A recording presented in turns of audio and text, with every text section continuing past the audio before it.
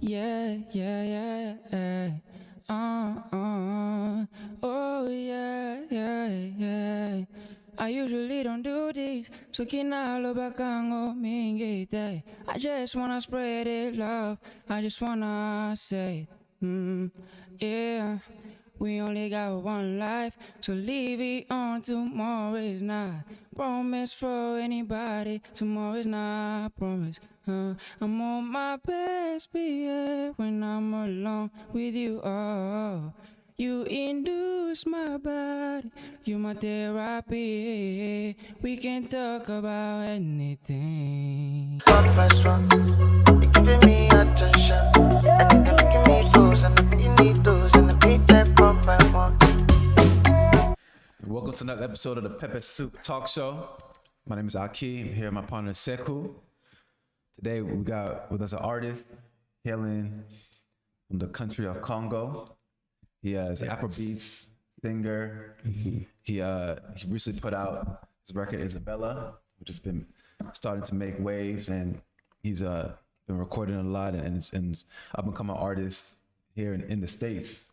And so we want to be able to peel back the layers of his story, talk about the man behind the artist, and kind of present that to the world today. So I'll let him take it away and introduce himself. But we just want to welcome you to the Pepper Soup Talk Show. No, most definitely. Thank y'all, man. Thank y'all for making time. Yo, this is Kelo The Artist. I'm originally from Congo, Africa. Capital city. So I'm here to have a great time and talk to the Pepper Soup Talk Show. Yes. Like as an artist, we don't really do this kind of talking a lot about, I'm trying to make it. So You said capital city? yeah. Kinshasa is the capital city of Congo. Kinshasa. Okay. Yeah. Okay. Congo. In French, we say Congo. Yes. Yes, sir. Sekou's happy because we got another French speaker. Yeah, we finally got another today. French speaking, amazing artists here on the talk show. Because usually we get Aki's folks. I love you guys, but it's nice. It's always great to continue to bring like diverse group of great guests on our talk show. Just to hear from you, Kelo, correct? Kelo, yeah. Kelo. Welcome to the Pepper Soup Talk Show. So you say you're from Congo. Tell us a little bit about where you're from and how you transitioned into America, and what your experience been like going from Congo to living in America before you even became an artist. Well, in Congo, life was, as Africa, typical life, rough and happy and ups and downs. But mostly I was just at school, going to school. My mom and my dad didn't allow us to go outside. We was just one of them kids, we always inside, and I go outside. If I'm outside, just playing soccer. Right. But music, I got introduced to music to my uncle, just church. My uncle was a singer. My mom was a singer. She also sang at the choir at the church. And then since I was 5 years old, I was just gonna hear them singing one of the songs. And I'm just memorizing the song and here and there. So one day I started singing it, and my uncle, he just hear me singing the whole song. Like, oh, how you're a young boy, can you memorize that kind of the full song and stuff? And they took me to the church one time and introduced me to the word of gospel. How old were you at that time? I was at 5, like 6, 5. That was early. It was early. Yeah. Wow. So you started in the church. So church was like what really kind of kicked off like your path as a musician. Yeah. So how did that sort of impact you as a person, as someone who sort of music started at church, and how sort of over time church sort of continued to influence? Does church still influence your music today, or tell us a little bit about that? Yeah, I ain't gonna lie. It's been a while since I go to church. It's been a while since I've been in church. I praise in the morning. I thank God. Every morning I wake up, I thank God. But since I was a young boy growing up, it was just missing at the church. Since I was like 5 to 11 years old, just singing the choir and just doing church stuff. And then after graduating from high school, that's when so from Congo I moved to Ethiopia.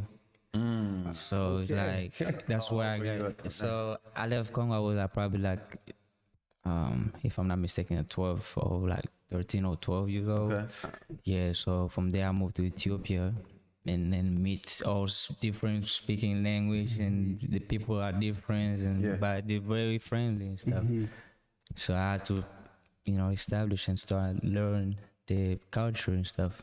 Right. So you sound like someone who like have been exposed to different culture, different people, and I believe you speak like all these different languages. How many languages do you speak? I speak French, Lingala, English, a little bit. You said Bengala? Lingala. Lingala, okay. Yeah, that's the main language in Congo. right? Got you, Yeah, got you. but we speak French. Like in school, they teach you French and stuff. But in the city, everybody speak Lingala and stuff. Got you. But yeah, and Amharic is one of the Ethiopian language.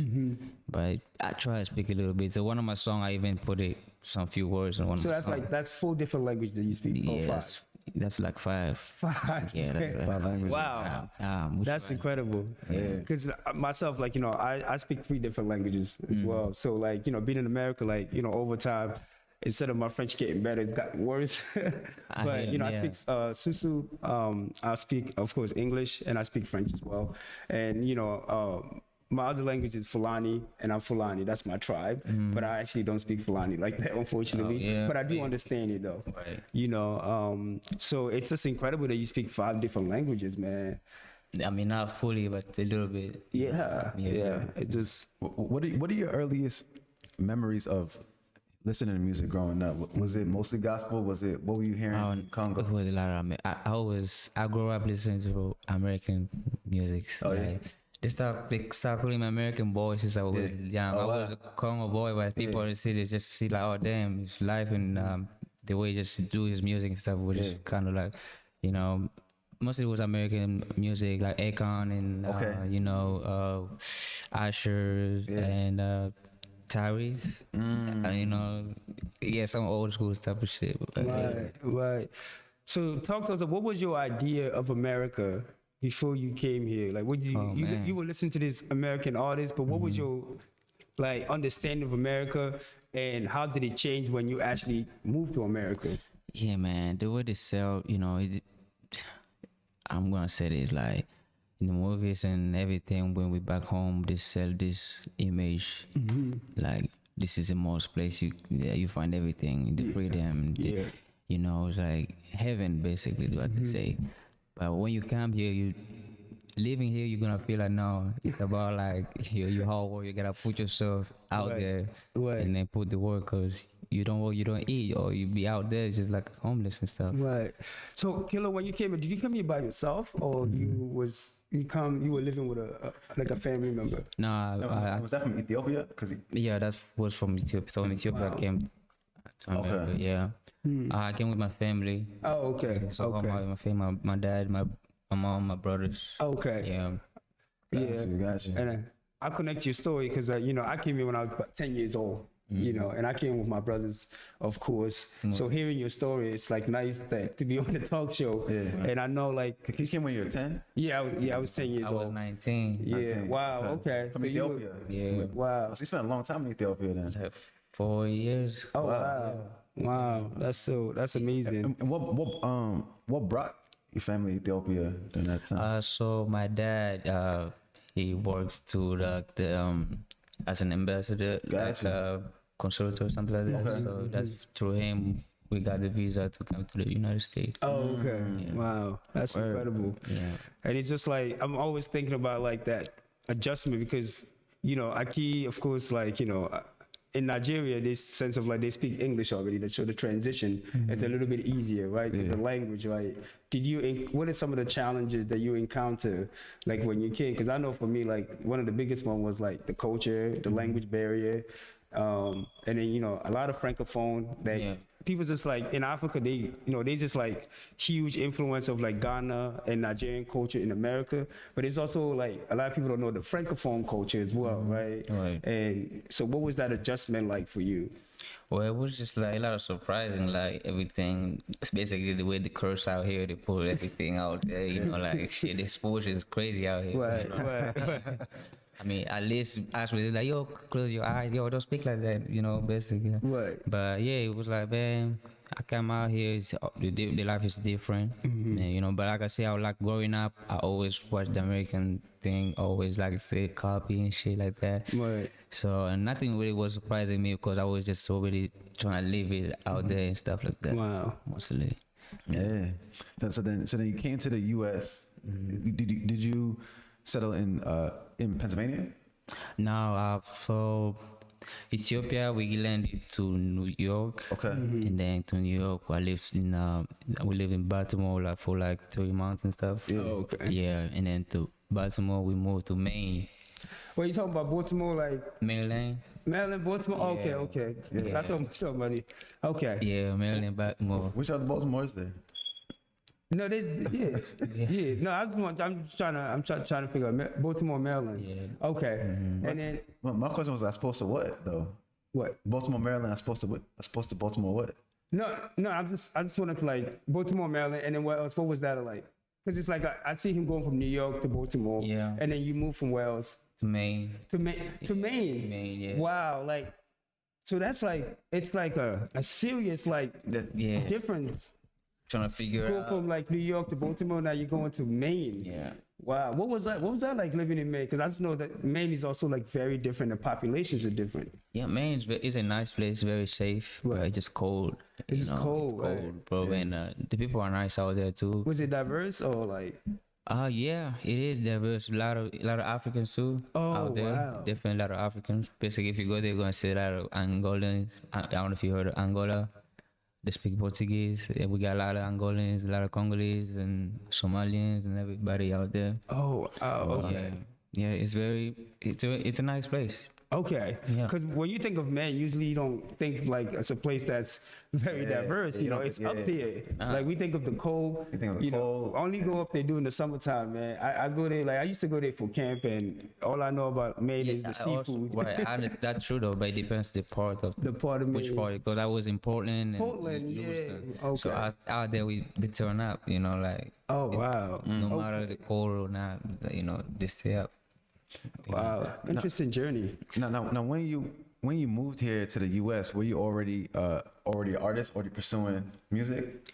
But yeah, I was an artist, but not really fully. Like I didn't take it serious. Okay. I was just trying to figure my way, just trying to find my style and stuff. Cause after high school, then I was like, oh man, I can really write music. So let me really try to do this.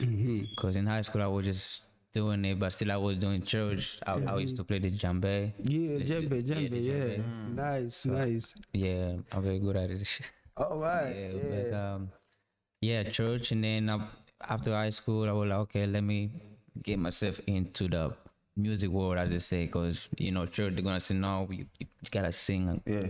Only gospel sing about God. You know, you Right. can't. God is a jealous guy. You can't, you know, go both way or do both things. Right. So I'm like, man, I know who I am, Right. and I know where I'm going. So if God really love me, He gonna let me do what I love to do, which is like just singing what I feel, which is spreading love, singing about love, and then now you know, no violence, you know, just spreading some good vibes and stuff, you know. You said you learned that you could write music. Well, what was that something that just kind of happened and you realized, you came to that realization, like, oh, I'm good at songwriting, and then you said, let me move forward further with that? Or was that something that you were working on over time? Yeah, I was really working on writing for a long time. I was just trying to figure really, because writing music is not easy like the thing it is, because you really gotta.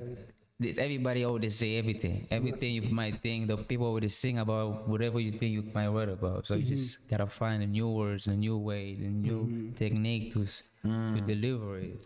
Yeah. You know, Right. so, You know, like walk us through like your mindset when you write these music, like like where you get your inspiration from when you write the music, and how do you go about the process? Is it like, does it come easy, or like you just sometimes was like, Yeah, my like, process it's is my process is like I get the beats first. Okay. Like I listen to the beat. I study the beats for a little couple few hour or not. That I just listen over and over and over, processing. And I think about all, I'm a ladies guy, so all the females in my life, or the ones they in, or the ones that are not in, the ones that they dirty or not. Right. Just trying to picture and just chill and listen to the vibe, and then from there it just came to me. A few words come and you just start researching and stuff like that. Wow. Yeah. Did you write for other artists too, apart from music you've been creating? Or? Yeah, I wrote for few artists, not a lot though. Okay. Probably like 2 people. Okay. Yeah. Okay. Word. Yeah. Nah, that's what's up. That's what's up. So, okay, so you were sort of kind of finding your way when it came to the music. You learned that you're getting good at this songwriting thing, and then you were creating your own music. What was that next step for you? Well, the next step was just like, now it's about putting myself out there. I need exposure. So I don't want to do this just because it feels good. I want to do this and financially be stable, and my family got to be good. But like they say, it's not about the money, but it is about the money. Right. No, it's I'm not going to lie, but because I love music, and when I'm in the studio, I'm not really trying to play. I was like, damn, I'm in this, I'm going to put myself out there. Yeah. That's a bar, by the way. It's not about the money, but it's about the money. Yeah, it is. I mean, this is your life, right? Most And definitely. you got to find a way to actually doing what you love doing, but also being able to make a living out of it, right? Yeah. So what year was this? Like when you were producing music, what year was it now I'm gonna fully commit to this, and now I'm gonna start really putting yourself out there? Yeah, so it was African, we're very not really speedy like here in America. Everything is very fast in America. Right. So back home, you do music, but it's hard to put yourself in social media, or the internet is messed up. You gotta play for the connection. Right, that's why I'm trying to figure out the timing here, right? Yeah. So that's here in the United States, when I took the music serious, it was I got here 2016. Yeah, from there I just let me really start practicing and doing my own stuff. Right. Going to the studio here and there, trying to figure out my style. 2016, I'm just trying to figure out my style. And then in 2019, I really find oh man, so this is really my style. Wow. So 2019 was the year for you. Yeah. That was like the transformative year for you, right? Yeah. Because I'm just thinking about we sitting here, and Afrobeats, African artists now are has blew up across the globe, right? And so, but in the 2000 or 2013, you barely hear African music, right? You out here, and it's just but now you hear Afrobeat, African music on the radio, daily. You in the lounge, you hear it. So now it feels amazing, cool to be, but it feels great. But what was I'm just trying to figure out how difficult it was for you to be an African artist in America trying to put yourself out there. What were some of the challenges that you were facing, and how you overcome those challenges to put yourself in the market? Yeah, it's very hard though, because the Afrobeats, people not everybody listen to the Afrobeats, especially in Maine. It's a white town, I would say. Everybody inside the house and shit. If you really want to make something happen, events, you really gotta go knock to the doors and really call anybody, people that know people to really collect and stuff like that. But me, that's why I decided moving to Pennsylvania, because here is New York and Philadelphia and everything. But in Maine, it was a little bit hard too, to expose myself out there. But I was doing a lot of songs I never even put out because I didn't find a way to be on Spotify yet. Because it wasn't hard. It was hard for people to really hear me doing my own music. Right. Because I was also, even I was in Maine, I was still in church doing my own thing. Wow. So 2019 is really that when I really just, like I say, transformation. So I'm not gonna stop with God, stop God. Right. But I always got put God first. Yeah. But 2019, I take everything serious and I start just pursuing music. And I move out from Maine. I'm I came to Pennsylvania. So, and I find out, oh man, they got this app, you can do this app, you can do that, you can do yourself. So I Right. just started to learn all that stuff. Yeah. How did you and your manager link up? Yeah, well, it's a funny story though. I was at work one of this morning, and then something just clicked in. He let me call the Breakfast Club. Oh You know, wow. so I called the Breakfast Club. I Right. called the Breakfast Club. It rings. They ask me who it is. I say I'm Kelo The Artist. I want to sing for you this morning. So I just had to wait for a little bit, and then it went through. And then I sang this song was Therapy. So I guess he was tuning too. If you're listening, Steve, big shout out. But yeah, he listened to the song, and then they check me out and stuff like that. And everybody in the Breakfast Club, they really like it. They even say, "Yo, who was the other artist they mentioned?"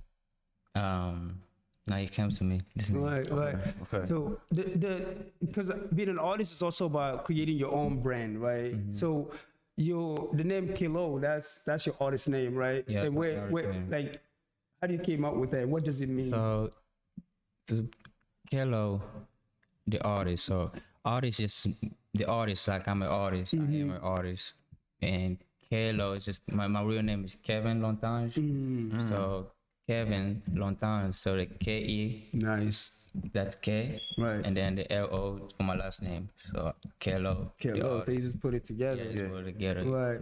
Yeah. Wow. So like, you got into Breakfast Club, and so now like you starting to really get exposure, right? Yeah. And so now you getting all this radio station getting to you, and then what happened after that? You connect with your manager. So what was the next step after that? The next step was just doing shows. We're getting ready to do an EP. Okay. You know, we just keep working. You know, work never stop. Even though we're doing other stuff, and I'm still doing my own stuff on my side too. You know, beside my manager, he's doing everything he can. But we always gotta bring the work on the table. pushing Right. yourself So, too. so it's like now you're in a car and everything is emotions. Everything is emotion. So what is this like being an artist, like to be on a constant move? And how do you even find some time to like sit down and like try to create new music when you're constantly like on the move all the time? Like, And that's why I love it, because I wanna keep on moving so I can be inspired. I don't want to be sitting just one side, because the inspiration is not gonna come just you sitting just one side every day. That's deep. You really gotta So you gotta live your life. Yeah, to you get gotta that live it stuff. out. You gotta be out there. Time or not, just you never know. A great story might just come in your head, like about this life, the experience you had in this event, or the people you met that day. Let's talk about your song Isabella. yeah. What was the inspiration behind that? Hey, Kelo. You're African man, though. You gonna keep it real. Don't come in this show. Do not come in this show and try to finesse Isabella, because the name Isabella. You know, it's You was singing on Yeah, he was that singing. track. Yeah, Isabella, where she at, man? Isabella. Huh? Nah, Isabella, she a fine girl. Her real name is not really Isabella, so I had to put Isabella so she can't really know I sing about her. So that's a weird person, but hey. Yeah. But yeah, man, Isabella is a great song. I was inspired by this chick, She thinks she was the baddest. So, to me, I'm like, yo, there's a lot of chicks in the world. Like, God put girls for everybody. Like, if you're in love, you're in love. If you've been cheated on, you just gotta move on, But this, Isabella was one of the chick, man. She broke your heart. You guys get together again. You broke up. She gets together again. She thinks she bad. So I'm like, yo, you can't be too much for someone who can get enough of you. So I couldn't get enough of her. She couldn't get enough of me. Right. So we just gotta call it a quit. Right. So do you think like, what was the song symbolic to you in a way? Do you think like the song was also a way for you to process this sort of like this you moving on emotionally, or was the song just a song? Inspired. You just inspired. Right. Nah, she inspired me to write this song, but it was just a vibe. Like I felt like, damn. when I'm in the studio, I'm just picturing her, stripping and shit. Like, I'm just imagining stuff like her doing her thing. So the way you want it up and down. So it all comes to me just like that. So I put in the song. Wow. So it's like in our life, like sometimes you get into a relationship and it doesn't work out the way you want it to, but you gain some lessons, right? So what are some lessons that you gain from like the song and you being with Isabella, and like how did that impact your future relationship? Just say like you gotta be ready for whatever you're putting yourself into. You gotta know the person fully before you move any further and everything. Right. Because you don't know the person deeply. If you want to make the next move, or she's gonna be down with it, or deep down what she really thinking. Because you gotta be in the same page, no matter what. Right. Thank you for saying. And then, Kelo, you're an artist. You on our talk show, and of course, a lot of our viewers are curious to know. They already learn about you, but now they want to hear you. So can we put you on the spot? Oh snap! Okay. Can we hear a little bit of a little? I think maybe we should wait to the end. To the end. Okay, we can wait to do that. Oh, okay. 'Cause, I just wanna. I just wanna kind of hear, because I do want to make sure like our viewers also get to hear your voice. So I mean, for people tuned in on the social, just stick with us. So so you can hear our guy. But on this music front though, when it comes to Afrobeats, we've seen this rise of African artists, and it feels like, especially in the States, the floodgates have almost been open. And so with you, it's interesting because we've seen a lot of Nigerian artists here get traction. We've seen a lot of Ghanaian artists here get traction. And something I've noticed and we've seen South African music, and my piano and all of that. I think what's interesting is there are a lot of obviously there's music being made with artists from other countries. And I think it's dope to see you representing Congo, like representing a country that isn't as represented here in the States. And the music it resonates, right? So when it comes to the kind of music you're making and kind of where you see yourself fitting in to this whole movement that right now, what does that look like for you? That's a good question, but that's looking great though. Like Nigeria really inspire a lot of people. I ain't gonna lie. This Afro genre is very big. No matter where you go, you're gonna hear some of them Nigeria playing. Right. Like they really expand this stuff, and the way they mix the English and their language is really get me. I'm like, man. So if they can do this, why not us also trying to do this? So I'm like, oh. People understand English. Some people in my country that we all fully speak French, so we're based in Europe. They're always in Paris, and we do French music and stuff. But we don't really into that English because we was colonized by French, by Belgium and stuff. So it was hard. But I learned I can put the Lingala in the bed, mix it with English, probably a little French in there, spice it up.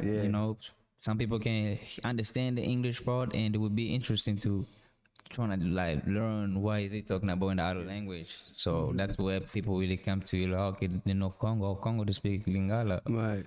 Just like that. Nigeria, now everybody know how to speak Yoruba, the Igbo, whatever you can see in the movie. Everybody trying to do that, and it feels good. And it says Lingala. That's the Lingala. So you put a lot of Lingala in the. Okay. Yeah, like Burna Boy do that. Right. Kid and David and all that.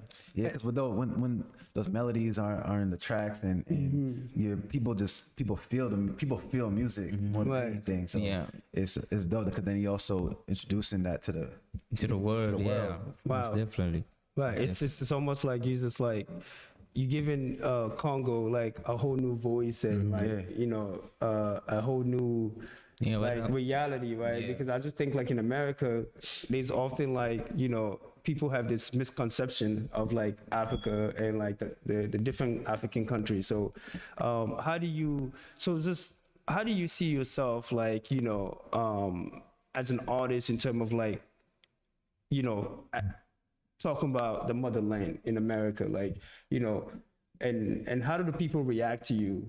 For people who are not coming from the continent or artists who are not African, what their response has been to you so far? No, it's really a congratulations. Always like it's for what I'm doing, and I appreciate the congratulations, everything. So that pushed me to go harder and trying to learn more and just keep pushing. But it was hard first for people really to fully understand, because I'm playing different language, and it's multiple language in just one song. Some people, they just like they used to listening to English from beginning to end, this language to beginning to end. So like now we're just multiplying different language, and it takes a lot for them to understand, but now they're really feeling the vibe. They really like embrace it and stuff. Right. So Absolutely. yeah. You mentioned coming up, especially when you were younger. You mentioned Akon. You mentioned Usher. Certain artists that you heard a lot of growing up. Are there any artists in particular that you say you're most influenced by? And Chris Breezy for sure. Okay. Chris Breezy. Okay. I'm a Starboy Wizkid. Nice. Yeah. That the most people are listening to that. And then to add to that question, what artists would you most love to collaborate with? If I get Chris Breezy right now, Wizkid, we do that. Yeah. For sure. Like any artist, like it's all about the vibe too. Yeah. It's all about the vibe, the energy gotta be right. And the beats, I'm very picky when it comes to the beats. If you hear my music, you can really like, oh damn, that beat's really kicking in. Like, yeah. Got you. You talked a lot about the beat, so tell us, like, when you hear beat, like, what are you looking for a beat? Because there's different type of beat, right? Can you educate us a little bit about that aspect?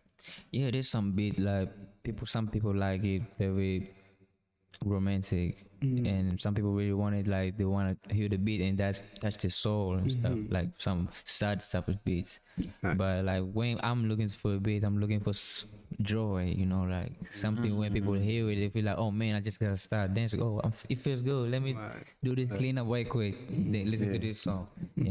Exactly that. I'm just looking for that feel good joy type of beat. I just want to pull in a lot of positive energy out positive energy, A lot of love and positive energy. I like it. Who produced the Isabella track? Isabella track is one of the DJ. I think it's from Ghana. Okay. Yeah, it's from Ghana. It's just like I do on search on YouTube, some Afrobeats type, and then I find this DJ. I start following them and see what they work, and link up with them. And then they send me a file, and then we do the business. Got you. Yeah.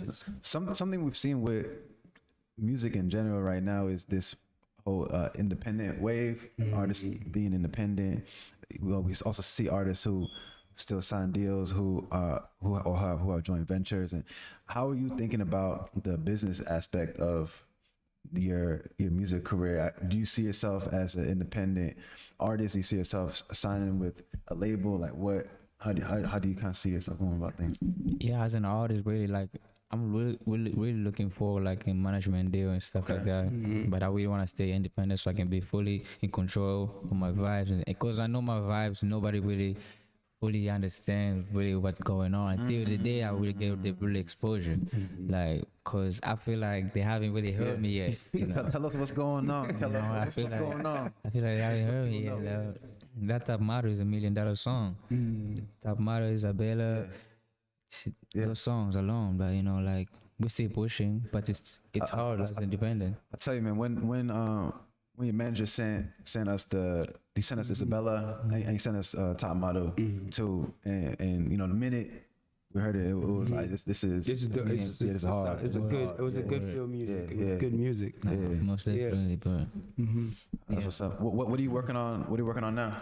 Right now, so I just dropped a little visual, like a feel good visual for. Okay. I went to this event, Sips New York. That shit was mad love. Okay. And we shot a video just right quick for this song called Trust Issue. Yeah, I just put it out there. It's out right now.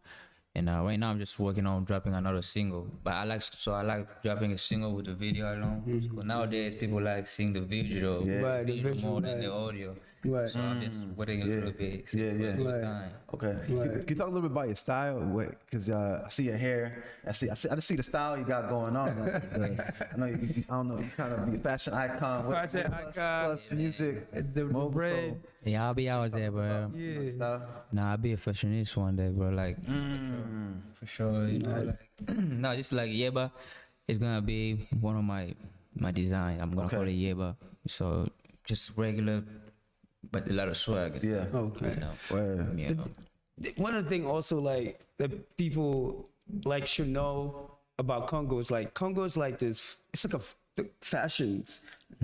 Fashion is a major part of the culture. Definitely. So can you talk a little bit about that as well and how that influenced your work? Yeah, fashion is a big part in Congo too. Like Congo is a country of music. Like, Congo likes music. Like if soccer, oh my God, now soccer you're gonna have a heart attack about soccer. Right. But when it comes to music and fashion, we out there. People really take that shit serious. And when I'm doing my videos, I want me to really look to represent. I want me to look good. So, cause when, like Favi friends say, when I'm on TV, the whole wood watching. So Right. my whole background, people really watch. The people I grow up with, they're like, oh shit, he's in America. Right. So he's really dressing up, he's really showing out. Oh yeah, that's my boy. Nice. You know, like yeah, definitely. No, that's for sure. That's for sure. You say you got an EP coming? Yeah, I have. We're working on the EP. We're working on it right now. Yeah. Okay.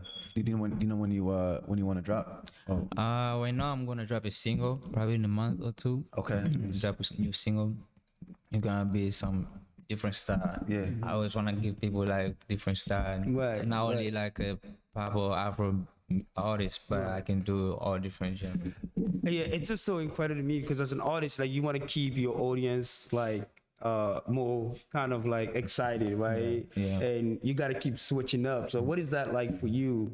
Why do you think it's important for artists to continue to like know your audience and also continue to be open to like a new way of creating music? Or sometimes do you feel like changing your music, do you feel like sometimes you lost your kind of like yourself in it, or like most of the time you just want to sing music that resonate with the people? Good question. Yeah, it's like you can't eat the same food every day. It's like I can't keep doing the same style, the same thing every single song. So you gotta switch it up because people might get, oh, you already sing about this. They already made this style. People always want something new. Yeah. You know, like I drop Isabella. After a week, you're already wondering when's the next song. I'm like, yo, you already, like, yo. And I think that's usually what happened, right? So you always gotta find a different style, different melodies. Right. So that's why I say like you have to study the music because it can't just happen like that. Because if you do it too quick, you might think it's good, but the world might think it's different. Right. You know, that's why I always watch. I got a lot of songs, but I always watch which one I gotta put out there because Wow. I want me to be heard, not to be passed on. Right, and I just want to pause for a second to really reflect on that because that's really deep, right? Because at the end of the day, it also like, it sounds to me like there's this sense of everything that you do is personal to you, but it's also like you honor your work, like before you put it out there. Because like you said, sometimes you got to make the money and sometimes the pressure's on. Yeah. So sometimes people like put the songs out there and people sometimes putting the songs out there. Right. But it's interesting that you still kind of like, you have this concept like, nah, this gotta be the song, my best work before it goes out there, right? So I just think that's really powerful because sometimes once the money comes in, Yeah, it kind of it makes sense. Once the money comes in, it makes sense. How does the money like impact artists overall, or like how does it changes them, and how do you view the money aspect of the business? I think I feel like if the money changes, that means you only did it really just to get the money. You know, like if you really put the hard work, like I work like Monday to Friday, 12 hours shit.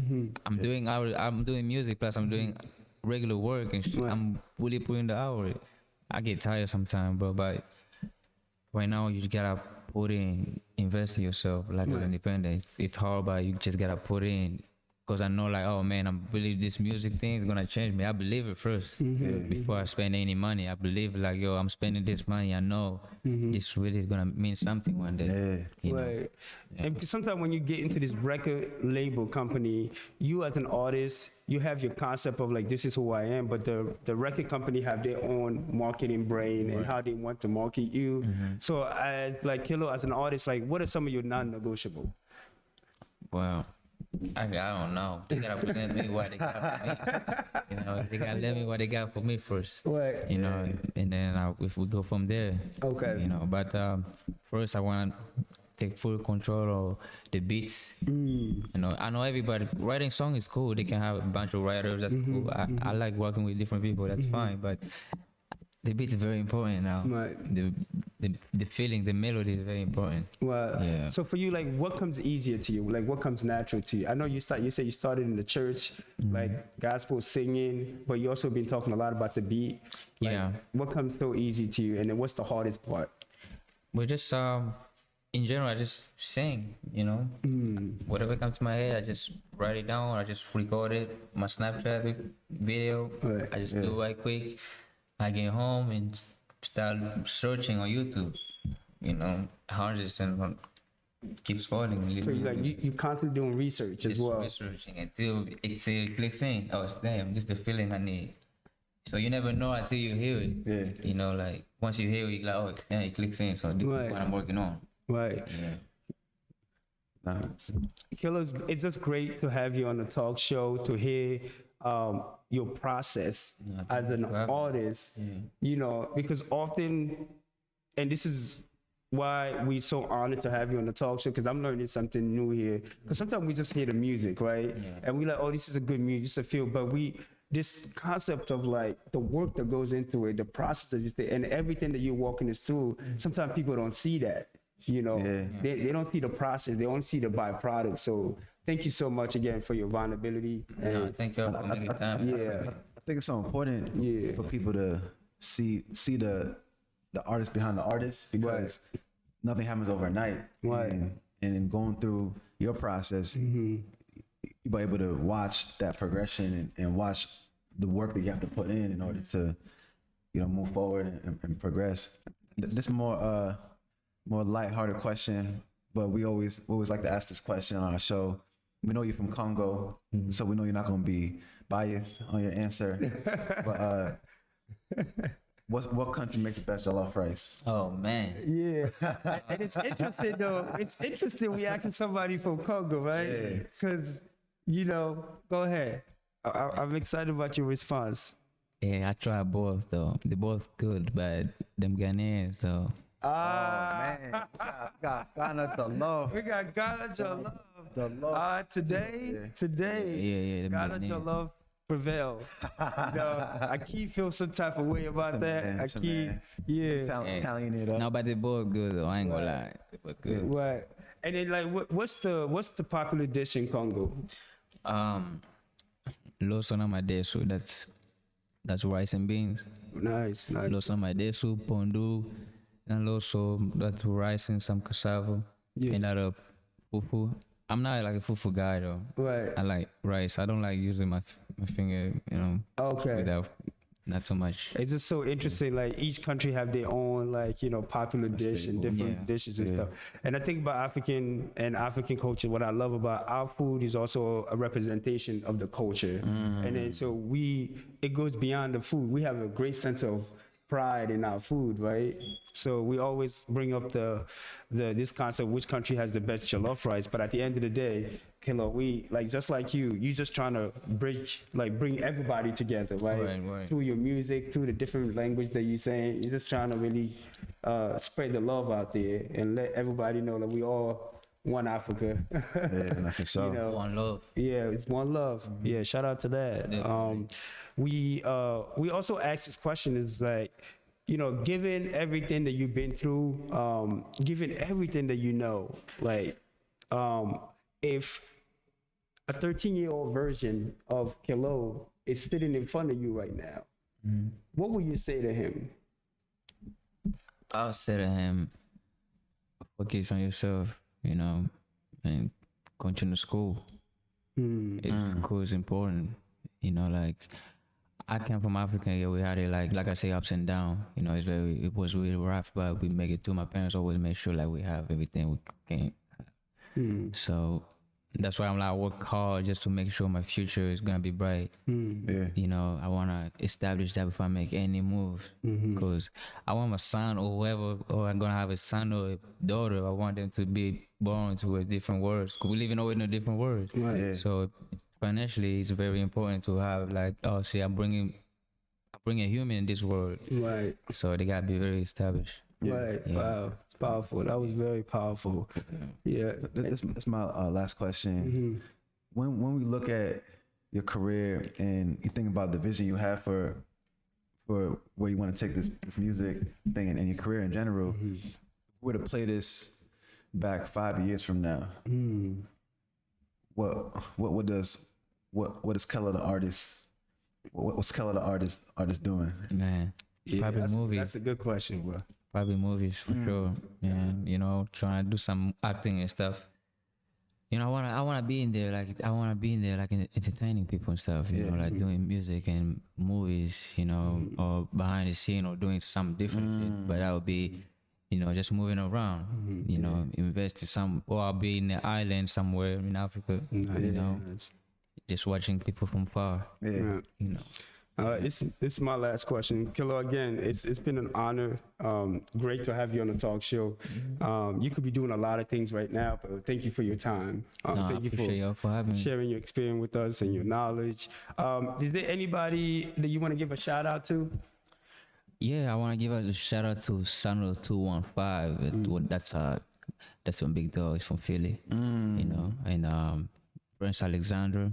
That's also my big dog. A lot of my big dogs, man, they really push me to this music, you know. And Cinema Ace, that's my director. Like he doing all my videos. Cinema Ace is in New York, so you know, New York they show me a lot of love and stuff, and you know, we keep moving. And shout out to Rotation Record. That's in Norristown. You know, that's where I do all my songs, all the hits, you know, with Prince Alexander and stuff. Yeah. Great. And again, just to close out, where can people find you again? And can you make sure we spell it out for them as well? So so my name is Kelo The Artist. So Kelo space THE space then artist. You can find me on all streaming platforms: Spotify, iTunes, Snapchat, you name it. You know, Instagram, one name. Instagram, Facebook. Yeah, Kelo The Artist. One way. You know. Excellent. Kelo, it's been an honor and a pleasure having you on the show. We're excited to see where you take things, and your music is incredible. So we're excited to continue watching your journey, and we're honored to present you to our audience also, and yeah, we here, man. to move. Thank you, man. We following you. We following you. So, and we hope to have you back on the talk show again. You know. Yo, watch me a few years from now, man. It's gonna be life changing, bro. Like, believe me, like, this is not the first time. It's not gonna be the last time. No, definitely not. You're here on Pepper Soup Talk Show. Yeah, we're here with Kelo the Artist, Afrobeats, straight from Congo. Yes, sir. And we'll see you next time. And again, we're on YouTube. We're on all the podcast platforms. So continue to follow us, subscribe. Once again, this show is not just about us.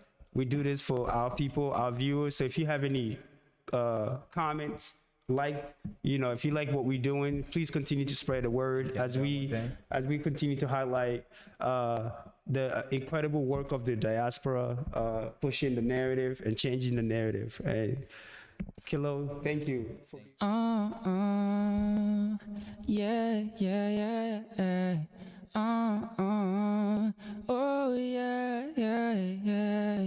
I usually don't do this, so kinalo bakango mingite. I just wanna spread it love. I just wanna say, yeah. We only got one life, so leave it on. Tomorrow is not promise for anybody. Tomorrow is not promise. I'm on my best behavior when I'm alone with you. Oh, You induce my body, you my therapy. We can talk about anything. We can talk about anything. Therapy on all streaming platform. Thank you. Kelo you. The Artist. All right. That's good, man. Appreciate you, brother. Thank you. All right. That's good.